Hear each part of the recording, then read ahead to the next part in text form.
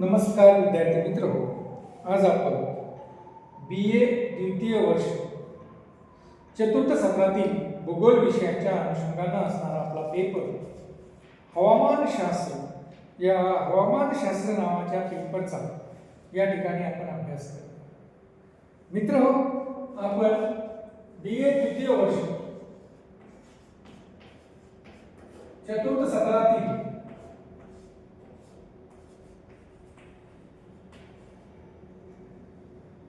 हवामानशास्त्र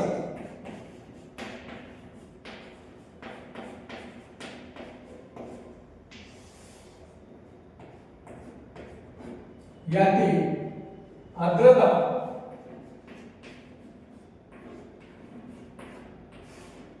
ह्युमिडिटी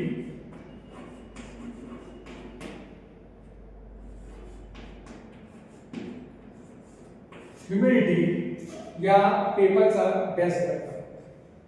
मित्र हो, या ठिकाणी आपण ह्युमिडिटी या मुद्द्याचा अभ्यास करत असताना आपण बघितलं की हवेतील बाष्पाच्या अस्तित्वाला आपण आर्द्रता असं म्हणतो. आणि मित्र हो, या आर्द्रतेचे जे काही शास्त्रीय व्याख्या आहे, ही शास्त्रीय व्याख्या देखील आपण बघितली किंवा वातावरणामध्ये बाष्पाच्या स्वरूपात असलेल्या पाण्याच्या अदृश्य अस्तित्वाला आपण वातावरणाची आर्द्रता असं या ठिकाणी म्हणतो. आणि आपण जर बघितलं तर आपल्याला दिसतं की एकूण वातावरणामध्ये 2 ते 4% एवढं प्रमाण या हवेतील बाष्पाचं म्हणजेच आर्द्रतेचं आपल्याला असलेलं दिसून येतं. मग हवेमध्ये जे बाष्पाचं अस्तित्व असतं याला आपण आर्द्रता असं म्हणत असतो. आणि मग आपल्याला दिसतंय की या आर्द्रतेचा अभ्यास करण्यासाठी आर्द्रतेचे वेगवेगळे प्रकार या ठिकाणी आपल्याला दिसून येतात. त्यापैकी मागच्या तासामध्ये आपण आर्द्रतेचे प्रकार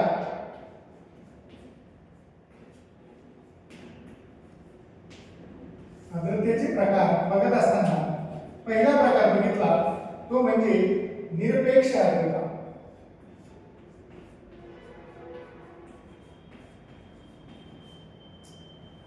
विशिष्ट आकारमानाच्या किंवा विशिष्ट तापमानाच्या व ठराविक आकारमानाच्या हवेमध्ये प्रत्यक्ष असलेलं बाष्पाचं प्रमाण म्हणजे निरपेक्ष आर्द्रता होय, असं आपण मागील तासामध्ये या ठिकाणी अभ्यास केलेला आहे. आणि ही निरपेक्ष आर्द्रता जी काही आहे ती आकारमानाशी संबंधित आहे असं आपण या ठिकाणी म्हटलं की त्या आकारमानामध्ये 1 घनमीटर आकारमानामध्ये किती प्रमाणात बाष्पाचं प्रमाण आहे किंवा किती प्रमाणात त्या ठिकाणी बाष्प आहे यावरून त्या हवेची निरपेक्ष आर्द्रता काय आहे हे आपल्याला त्या ठिकाणी सांगता येतं. आणि यावरून मग आपण साधारणतः त्या ठिकाणची असणारी निरपेक्ष आर्द्रता ही काढलेली आहे. त्यानंतर दुसरा आपण मुद्दा अभ्यासला तो म्हणजे विशिष्ट आर्द्रता.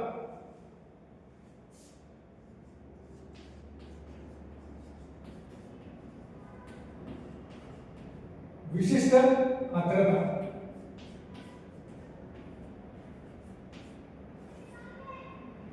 विशिष्ट आर्द्रतेमध्ये आपण बघितलं की विशिष्ट आर्द्रता मोजत असताना किंवा विशिष्ट आर्द्रतेचं मापन करत असताना या ठिकाणी निरपेक्ष आर्द्रतेमध्ये जसं आपण आकारमानाचा विचार करतोय तसं या ठिकाणी वजनाचा विचार केला जातो. विशिष्ट आर्द्रतेमध्ये आपण तापमान व आकारमान यांचा या ठिकाणी विचार करत असतो. या ठिकाणी मात्र वजनाचा विचार केला जातो. आणि वजनाचा विचार करूनच या ठिकाणी त्या भागामध्ये किती आर्द्रता आहे, किती विशिष्ट आर्द्रता आहे हे आपण त्या ठिकाणी सांगू शकतो. तर मित्रांनो, विशिष्ट वजनाच्या हवेत बघा, विशिष्ट वजनाच्या हवेमध्ये बाष्पाचे जेवढे वजनी प्रमाण असेल किंवा जेवढे वजनी प्रमाण असते त्याला आपण त्या हवेची विशिष्ट आर्द्रता असं म्हणतो. बघा, या ठिकाणी व्याख्या काय केलेली आहे विशिष्ट आर्द्रतेची, की विशिष्ट आर्द्रता म्हणजे काय, तर विशिष्ट वजनाच्या हवेमध्ये, विशिष्ट वजनाच्या हवेमध्ये बाष्पाचे जेवढे प्रमाण, वजनामध्ये बाष्पाचे जेवढे प्रमाण हवेमध्ये असते त्याला आपण विशिष्ट आर्द्रता असं म्हणतो. मग हे प्रमाण कशाच्या स्वरूपात, वजनाच्या स्वरूपात, म्हणजे किती वजनी प्रमाण हे त्या हवेमध्ये बाष्पाचे आहे यावरून विशिष्ट आर्द्रता ही सांगितली जात असते. आणि मित्रो, याचं उदाहरण आपण मागील तासामध्येच बघितलं की एक वजनी 1000 ग्राम वजनी जर हवा आपण या ठिकाणी घेतली तर त्या 1000 ग्राम वजनी हवेमध्ये बाष्प जर 3 ग्राम असेल, एक वजनी 1000 ग्राम वजनी हवेमध्ये जर बाष्पाचं वजन हे 3 ग्राम असेल तर विशिष्ट त्या 1000 ग्राम हवेची विशिष्ट आर्द्रता ही 3 ग्राम आहे असं आपण या ठिकाणी म्हणतो. म्हणजेच या ठिकाणी आपण विशिष्ट आर्द्रता ही वजनाच्या माध्यमातून या ठिकाणी व्यक्त करत असतो. आणि अशा पद्धतीने या विशिष्ट आर्द्रतेचा अभ्यास आपण बघितलं की ज्या पद्धतीने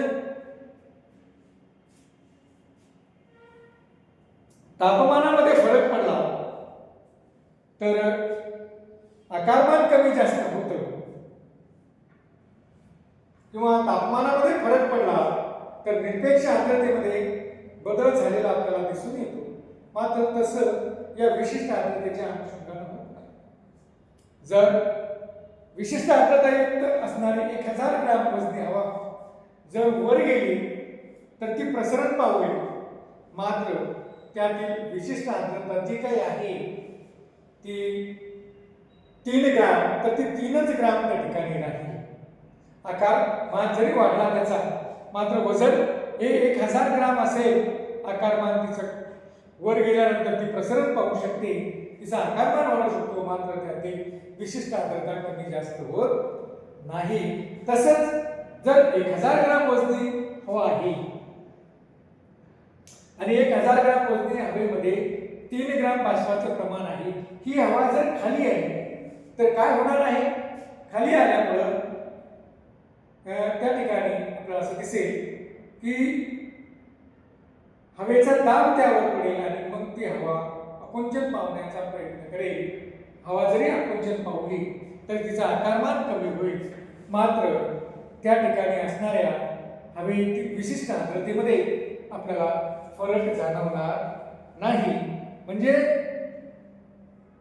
जर आपण बघितलं की विशिष्ट आकारमानाची हवा तापमान वर खाली गेल्यास तिच्या आकारमानात व तापमानात बदल होतो, मात्र विशिष्ट आर्द्रतेत बदल झालेला आपल्याला आढळत नाही. अशा पद्धतीने आपण ही विशिष्ट आर्द्रता देखील मागील तासामध्ये अभ्यास केले आहे. त्यानंतर आज ज्या आर्द्रतेचा आपल्याला अभ्यास करायचा आहे ती आहे सापेक्ष आर्द्रता. सापेक्ष आर्द्रता ज्याला आपण इंग्रजीमध्ये रिलेटिव्ह ह्युमिडिटी असं या ठिकाणी म्हणतो. आता ही सापेक्ष आर्द्रता म्हणजे काय,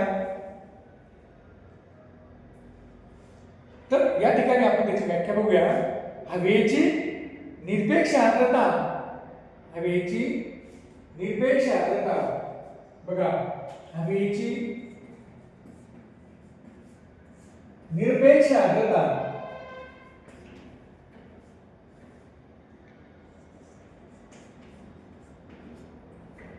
आणि त्या हवेची बाष्पधारण शक्ती, त्या हवेची बाष्पधारण शक्ती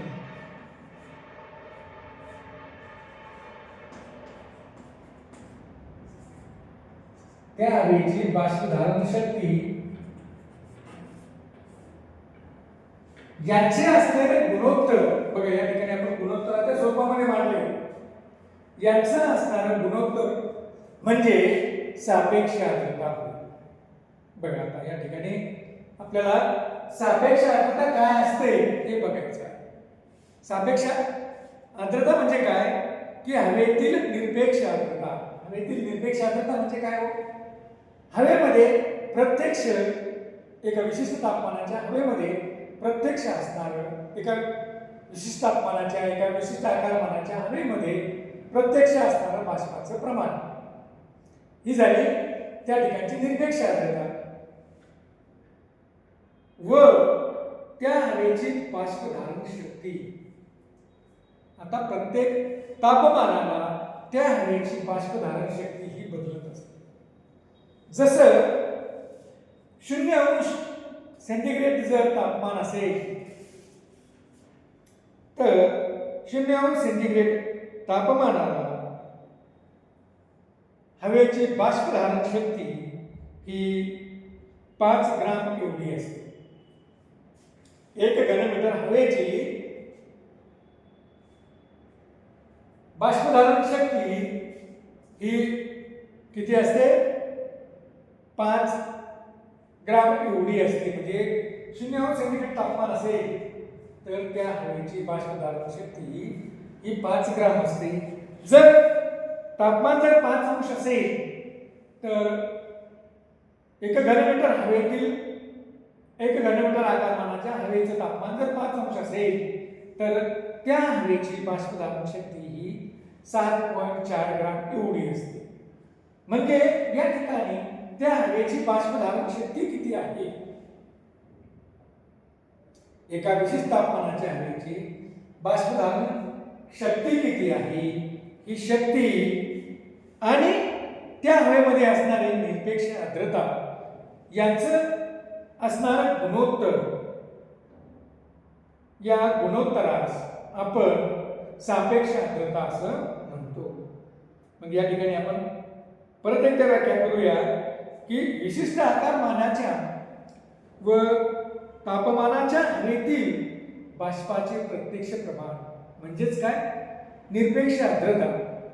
बघा, विशिष्ट आकारमानाच्या व तापमानाच्या हवेतील बाष्पाचं प्रत्यक्ष प्रमाण व त्याच तापमानाच्या व आकारमानाच्या हवेची बाष्पधारण शक्ती यांच्या गुणोत्तरास सापेक्ष आर्द्रता असे म्हणतात.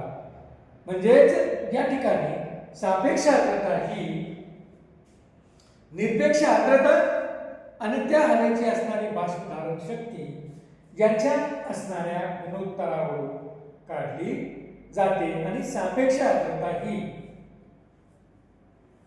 जर आपण बघितलं तर आपल्याला असं दिसते की बाष्प संपृक्त सापेक्ष आर्द्रता काढत असताना बाष्प संपृक्त हवेची आर्द्रता ही नेहमी 100% पकडली जाते. म्हणजे सापेक्ष आर्द्रता जर आपण काढत असेल तर बाष्प संपृक्त हवा म्हणजे ज्या हवेला आता 1 ग्राम जास्त झाला की ती हवा त्या ठिकाणी बाष्प टाकून देईल. म्हणजे अशा वेळेस ज्यावेळेस ती हवा बाष्प संपृक्त होते, ही बाष्प संपृक्तता या सापेक्ष आर्द्रतेमध्ये 100% पकडली जाते. आणि मग आपण पाहतो की म्हणूनच याला आपण 100% असं घेतो. गुणिले 100 आपण त्या ठिकाणी करतो. आणि सापेक्ष आर्द्रता सांगत असताना आपण ही टक्केवारीच्या स्वरूपामध्ये घेतो. कारण का आपण टक्केवारीच्या स्वरूपामध्ये काय घेतो तर निरपेक्ष आर्द्रता आणि हवेची बाष्पधारण शक्ती यांच्या गुणोत्तराला आपण बाष्प संपृक्त असणारी सापेक्ष आर्द्रता, कारण सापेक्ष आर्द्रतेमध्ये बाष्प संपृक्तता ही 100% पकडली जाते. सापेक्ष आर्द्रता काढत असताना बाष्प संपृक्तता ही 100% पकडली जाते आणि ही बाष्प संपृक्तता 100% पकडल्या गेल्यामुळे गुणिले 100, त्यामुळे गुणिले 100 केल्यामुळे 100% केल्यामुळे सापेक्ष आर्द्रतेचं जे काही गुणोत्तर येतं ते टक्केवारीमध्ये या ठिकाणी व्यक्त केलं जातं. म्हणजेच या ठिकाणी सापेक्ष आर्द्रताचं जे गुणोत्तर आहे हे टक्केवारीमध्ये या ठिकाणी व्यक्त केलेलं आपल्याला दिसून येतं. आणि म्हणूनच या ठिकाणी आपण बघूया की सापेक्ष आर्द्रता बरोबर ही टक्केवारीमध्ये या ठिकाणी आहे. सापेक्ष आर्द्रता बरोबर हवेची निरपेक्ष आर्द्रता भागिले हवेची बाष्पधारण शक्ती गुणिले 100 हे सूत्र या ठिकाणी सापेक्ष आर्द्रता काढत असताना 100% हे सूत्र त्या ठिकाणी वापरलं जातं. म्हणजेच सापेक्ष आर्द्रता ही टक्केवारीच्या स्वरूपामध्ये जर बघितली आपण तर 100% च्या अनुषंगाने ही सापेक्ष आर्द्रता काढली जाते. या ठिकाणी आपण उदाहरण घेऊया. उदाहरण घेत असताना किंवा सापेक्ष आर्द्रता ही कशी काढली जाते याचं एक उदाहरण घेऊया की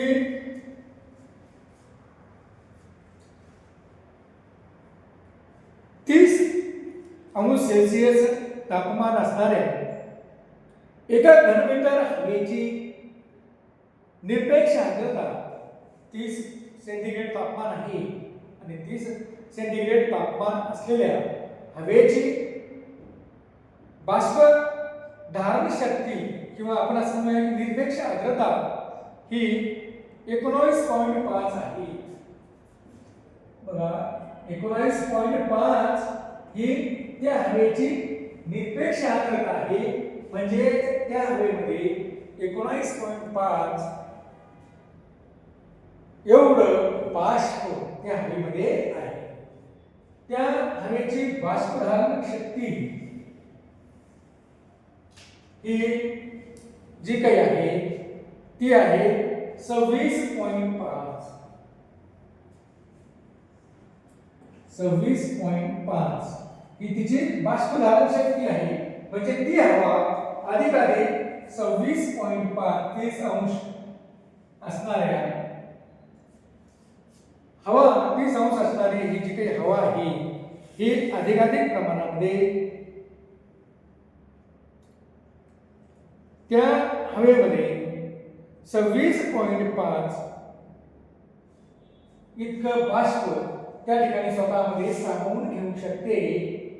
परंतु प्रत्यक्षामध्ये तिथे किती आहे 19.5 एवढं बाष्प, म्हणजेच एवढं बाष्प जे आहे एका घनमीटर 30° सेंटीग्रेड तापमानाच्या हवेमध्ये आहे.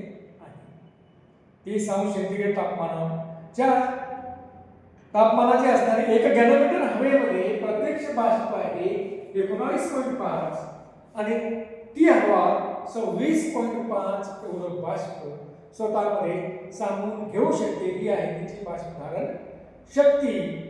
आणि मग जर आपल्याला त्याचं सापेक्ष आर्द्रता काढायची असेल तर त्याला आपण 100 ने गुणतो आणि याचं आलेलं जे गुणोत्तर आहे या आकडेवारीचं जे काही गुणोत्तर या ठिकाणी येतं ते गुणोत्तर जे काही येतं साधारणतः ते गुणोत्तर आलेलं आहे 73.58 किंवा 73.58%, कारण ही आपण 100% सापेक्ष आर्द्रतेची बाष्प संपृक्तता ही बघितली आहे. सापेक्ष आर्द्रतेची बाष्प संपृक्तता किंवा सापेक्ष आर्द्रता करत असताना बाष्प संपृक्तता ही 100% पकडली जाते. म्हणून 100% आपण त्याला गुणवलेलं आहे आणि मग ती जी काही 100 गुणवल्यामुळे जी काही गुणोत्तर येईल ते आपण या ठिकाणी टक्केवारीच्या स्वरूपामध्ये मांडलेलं आहे. तर अशा पद्धतीनं मित्रांनो ही सापेक्ष आर्द्रता काढली जाते. दुसरं उदाहरण या ठिकाणी आपण घेऊया की निरपेक्ष आर्द्रता आहे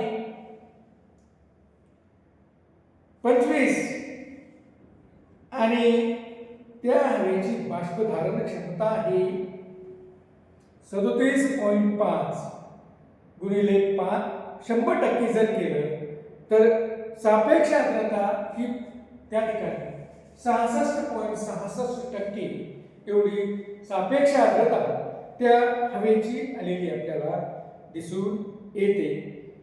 याचा अर्थ असा की जर तापमान वाढलं